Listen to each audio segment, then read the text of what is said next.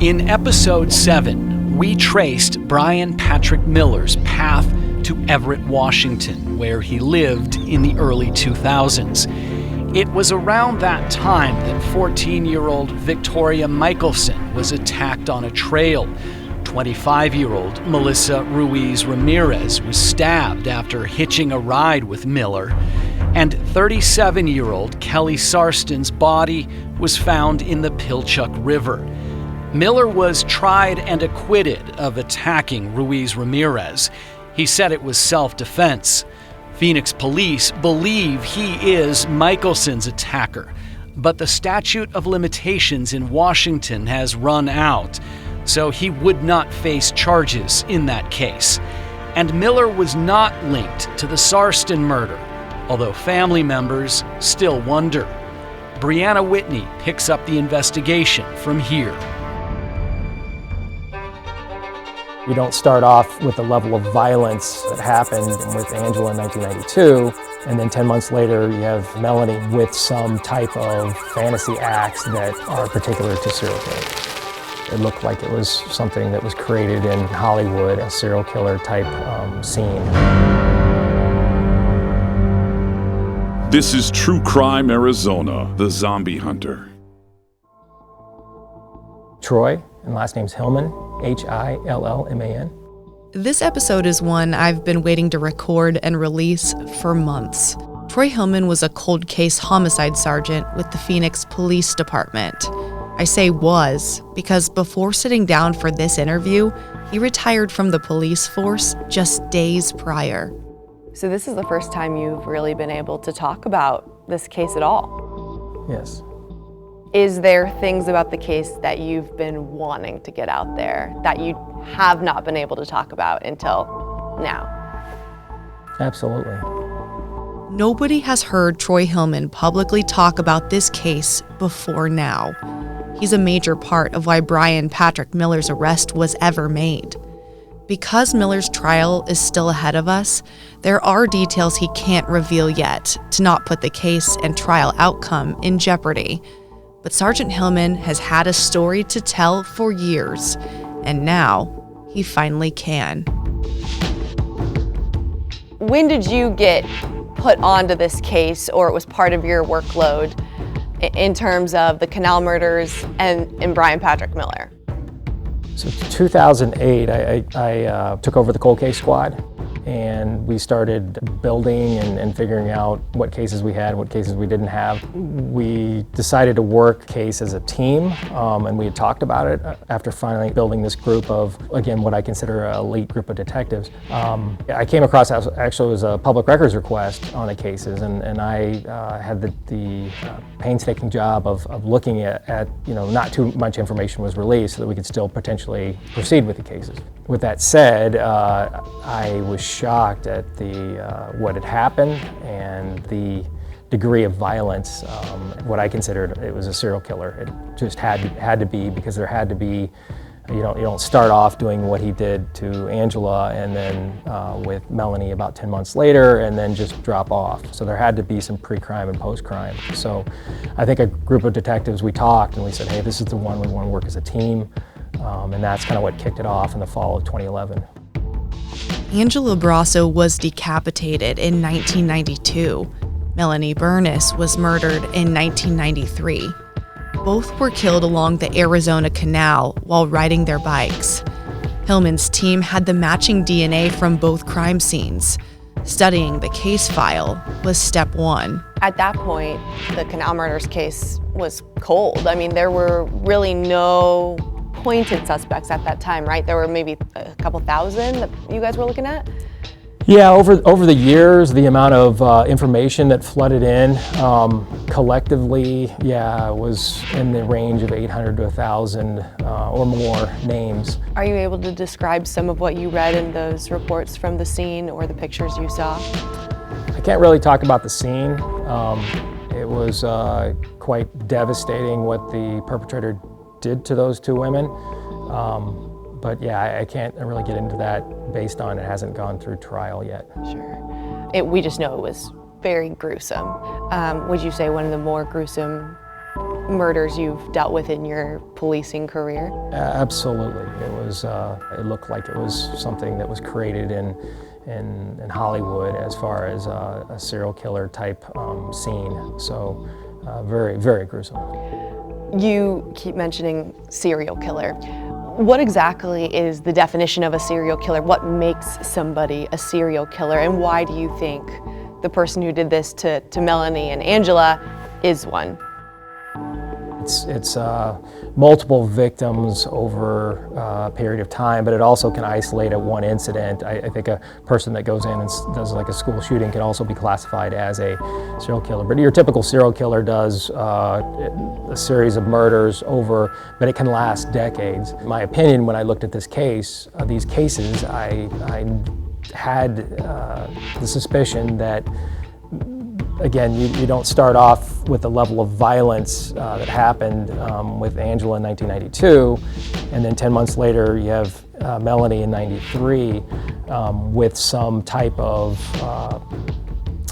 redressing and some type of fantasy acts that are particular to serial killers. Now was the time to think of new ways to solve this. Hillman formed a team of crime analysts, experienced detectives, sex crimes investigators, missing persons investigators, and the crime lab itself. And I remember the DNA supervisor told me, she said, "Troy, this case will be solved when you guys bring us the right DNA." So we just started looking at what did we miss? Is there anybody that we talked to initially? These cases happened kind of as DNA was taking off. So, and I think they went into the national database in '99, this unknown profile. So it really wasn't a thing. I think it was one of actually DPS's first cases that they entered into the CODIS database. Who also joined you guys? Because I know there were outside agencies and outside companies that also played a part in leading to his arrest. How did you find those people? So there was a group called the VDOC Society, and they're known as the modern day Sherlock Holmes. But they're a collection of brilliant law enforcement supporters, ex-law enforcement, slightly eccentric because they're so brilliant. But they actually invited us back to present Angela and Melanie's cases to Philadelphia in the fall of 2013. Two detectives and myself and a PhD volunteer for the squad, we all went back and we presented the cases. We met a gentleman by the name of Richard Walter, who was one of the founders. And Richard is quite captivating, brilliant. He's a forensic psychologist, criminal profiler, and he does crime scene assessment. All of them gave us a lot of information, and it kind of just was an overwhelming area that you typically don't go in like a homicide 101 investigator training class. You go, this was what I consider the upper echelon of law enforcement. So I became pen pals, and Richard Walter began helping us and giving us information about who we might be looking for. He said these kind of cases, he'll be in your files somewhere. The problem was our files were massive, and it could be decades before we got through all the files. You'll hear Troy Hillman talk a lot about the VDOC Society and Richard Walter. Hillman told me it wasn't often police departments got to work with an organization like that, and he credits them for taking his knowledge of these kind of killers to the next level. At the same time, Hillman's team got an unexpected phone call. I think it was the fall of 2014, one of my detectives forwarded me a voicemail from Dr. Colleen Fitzpatrick, and she is the forensic genealogist. I listened to the voicemail probably 10 times. I knew that my dad was kind of into Ancestry.com and that kind of thing, but I didn't really understand genealogy and how it could be applied to DNA work. And it was kind of newer at the time too. I always joke, it's kind of was a weird science. It was like, whoa, what is this? So I asked the DNA supervisor, Kelly, to go and meet with Colleen, who was presenting at the Biltmore. She met her and said, you know, you might give this a try. You might give it a whirl. Hillman said it took 3 months of convincing his chain of command to let them give genealogy a try. There was worry it could hurt the case. But Hillman's thought was anything could help at this point. So they gave Colleen Fitzpatrick the DNA. My name is Colleen Fitzpatrick. And what's your title and your specialty? I'm the founder of Identifinders International, and I am You may remember we interviewed Colleen Fitzpatrick on episode 3 of the Zombie Hunter podcast. I remember her calling me, and my extended family was in town, and she called me and said, I believe the last name is Miller, surname. I had to get to the office. I felt bad. My family was in town. I'd planned on taking off some time, but I was quite obsessed with these cases. So we used VDocs. He's in your files. And sure enough, he was in our files. Were there other Millers? I mean, that's a common name that were in it. Yes. So when you look at the files, there's multiple Millers. How did you narrow down? This particular file, everything that Richard Walter had taught me about who we might be looking for and everything that the FBI had opined on in their profile spoke to what was in this particular file. If Brian Patrick Miller was in the files on this case, that means years prior, he was looked at. Why was he first looked at for the Canal Murders, but then that went nowhere? I can't explain that. People have moved on, retired. I don't know. I could only speculate that there was a lot of just so many tips flooding in. I mean, tips would come in of, hey, here's a guy with a sword. You might want to check him out. So the police department was spread thin, really did a nice job of trying to vet all those out. But I can't really explain why Brian was not really looked at harder at that point. She expedited a process that I would like to think we would have got to. I guess the one pretty important thing with that, though, is who knows what he could have done in those years had it taken much longer to identify him. Absolutely. There's still a lot we don't know about Brian Patrick Miller. Hillman and his team carried out an undercover operation at a Phoenix restaurant to get Miller's DNA from a cup he used. They turned it over to the crime lab. Fast forward about a week. We were in a meeting talking about a grant, and it was kind of a boring meeting but needed to be done. And then in comes the lab, and they never come over here to our facility, and they said, hey, it's him, or it's a match. What's going through your mind at that point? After 3.5 years and many names on a whiteboard that I had crossed off, and many disappointments because we thought, hey, this particular guy looks good for it, or this guy looks good for it, I was speechless. I didn't know what to say. I think then that led to a kind of a euphoria, and kind of we hugged, and then it became, okay, we need to inform the SWAT team, and we need to inform our chain of command and get things ready to make an arrest. It was Hillman who called Colleen Fitzpatrick. I happened to be at a restaurant having dinner with a friend, and I saw Troy Hillman ring in. I said, excuse me, I got to answer this. And he says, we're right, that's right. Brian Patrick Miller, we've arrested him, and you were right. And at that moment, I went, oh my God, they got him! And the whole restaurant turned around to look at me. He never seemed like the type of person to do that. From underneath the patio, they pulled out a car we never even knew he had. I just can't fathom it. The SWAT team took Brian Patrick Miller into custody in January of 2015. He lived in a hoarder house, making the forensic search of it extremely difficult. Was there anything in that house that was found pertaining or connected to the Canal Murders? I can't say. Hillman sat down with Miller for an interview after he was arrested. So I know you can't talk about the interviews word for word, but can you at least touch on Brian's demeanor with you guys as detectives interviewing him after he was arrested? Yeah, again, I can't talk about specifics, but I can say that he was reserved, cooperative, kind of shy. So other than that, I can't get into details. Was there anything that struck you about Brian Patrick Miller? Talking to him, anything you noticed that stands out to you? He was a phenomenal artist, and his drawing is something that I only wish I had half the talent, and I wish he had taken that to a professional level. But if I could go back and be a mentor back in 1990s, I would tell him, go pursue your art. Do you believe he has committed other crimes like this? It's my professional opinion, not the police department's opinion, my opinion that yes, he did. I think that, again, you don't start off doing what he did to Angela and then what he did to Melanie and then just stop.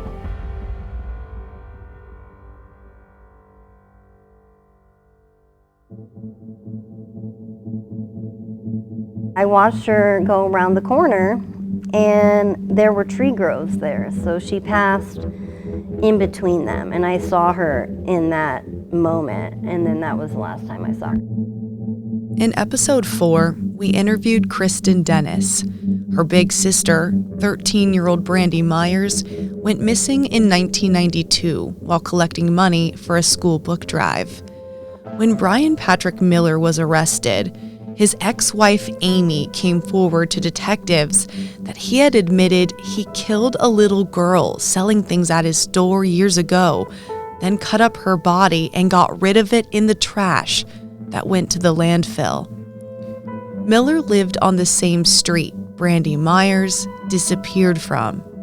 Once detectives in the missing persons unit learned all of this new information, they recommended first-degree murder charges for Brian Patrick Miller in Brandy's death to the Maricopa County Attorney's Office.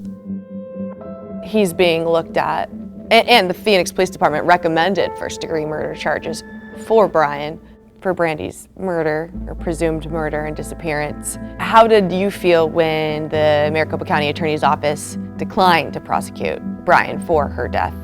I always tell family members that are upset sometimes by a turn down, they're the attorneys, they're experts at what they do, they get to decide. We take a case, work it as much as we can and put a bow on it and give it to them and say, please prosecute this, but it's ultimately up to them. And again, they're the attorneys that make those type of decisions, and I have nothing but respect for them over there. They're very, very good at what they do. Is the most difficult part of the Brandy Myers case the fact that she's just not been found? Yeah, always no body homicides are difficult, and you're looking at the amount of the time span that's gone by. It's a very difficult case. It's been years of agony for Brandy's sister, Kristen. I can't just let it go. I wish I could. I do. I wish I could just let it go, and I can't. I keep trying. Every time I'm knocked down, every time they turn down the case, I'm like, you know what? What am I doing? I'm not looking for any kind of extra time. Like, as the Myers family or Brandy's representatives, I'm not seeking time or the death penalty. I'm seeking an impact statement. That's all we want. That's all I need. Do you believe he killed Brandy Myers? Personally, yes, but I can't. I don't think at this point I could prove that, or we can prove that definitively. What makes you believe he was the one that was responsible for her disappearance and likely death? It just lines up with everything that I learned from Richard Walter and everything that we took away. It lines up with kind of his progression, and then the information that was given by his ex-wife at the time. There's always been a lot of interest in the Canal Murders case. So many in the community have been waiting for justice for Angela and Melanie, and Brandy too. When they got the DNA hit on Miller, Troy Hillman could have never predicted the situation they'd be walking into. The zombie hunter? That piqued everyone's interest. I want to get your take on the zombie hunter character. What do you think that was all about? I think these types of individuals, from what I've learned from Richard Walter, are extremely, they're brilliant. They're off the charts smart. And I think they also tend to live in a fantasy world because they may not like the world that they're living in. So I think that may be an extension of the fantasy that he had. I think he was slightly intrigued with law enforcement based on some of his mother was a detention officer. And again, this is all just my opinion, but I think it was all just hiding in plain sight, what Richard would call a sarcastic irony to the fact that he was out parading around, taking pictures with officers, and had a vehicle that looked like a police officer's, and yet he had done these horrible acts 20 plus years ago. He told me that pathology trumps intellect. And at first I kind of had to digest that as to what's this guy talking about. But then I realized that sometimes if you look at even our everyday life where a person of high-ranking military person or a CEO of a company, they cheat on their wife, he would explain that that's their pathology. They know it's not right, they know they shouldn't do it, their intellect is telling them not to, but they do it because of their impulse, because it's their pathology. So he says a lot of these subtypes, he called them, basically act out on their fantasies. It's their pathology, and sometimes to the point where it gets them caught. Most of the time, these individuals are extremely intelligent, and they may not all be organized, they may be sloths, they may be well-dressed, they kind of run the gamut, but they're typically off the charts, and they're usually talented in the arts, either photography, drawing. They seem to be quite above average in those means.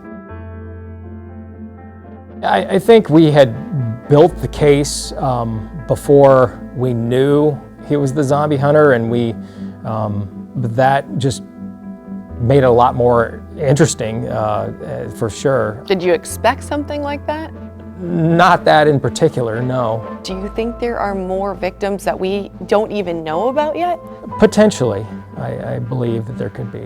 Or are you certain with the DNA match that he is their killer? Well, again, it has to go to trial and it has to go through the adjudication, but from my personal professional opinion is yes, Brian Miller killed those women. It's been nearly 7 years since Miller was arrested, and in a way that made history by forensic genealogy.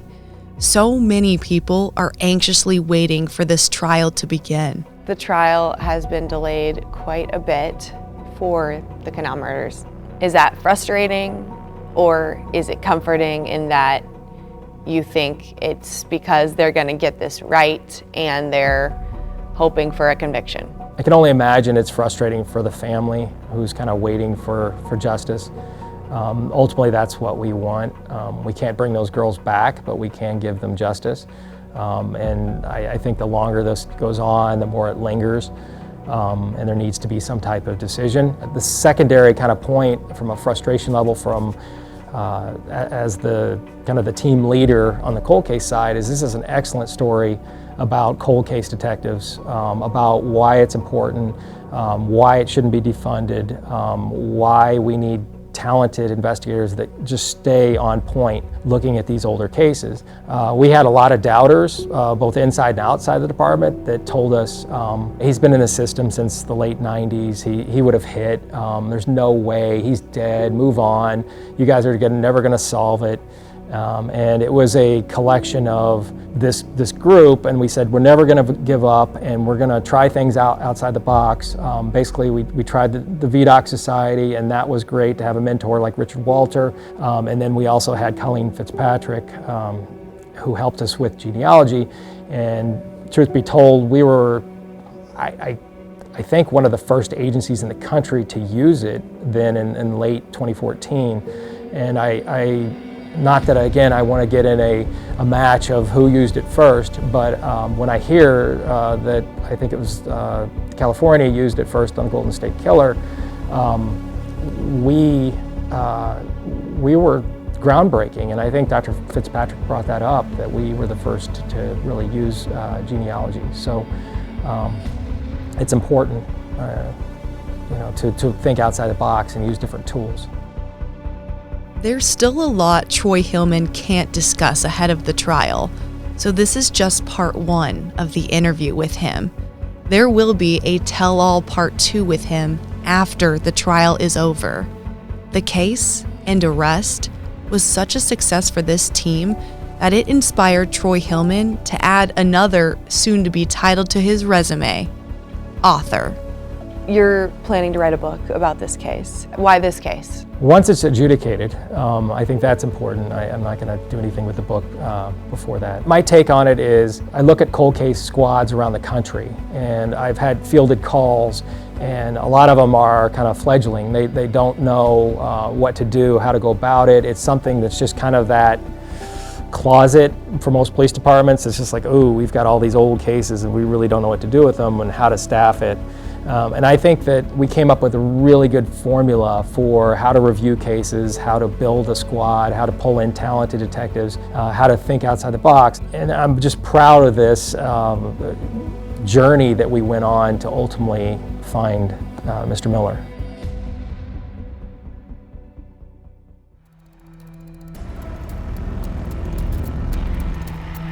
Next time on True Crime Arizona, The Zombie Hunter. He was upset about the way he was being portrayed, as in he believed in zombies. Yeah, that he was mentally unstable. At that time, did you think police were going to solve this case? Absolutely. They were absorbed in it. There were detectives who had a hard time sleeping at night. I didn't know that he had stabbed someone as a child. I didn't know he ever had gone to jail. Well, what are the signs of a serial killer? And one of them can be trophies. The killer takes something that he gets off looking at.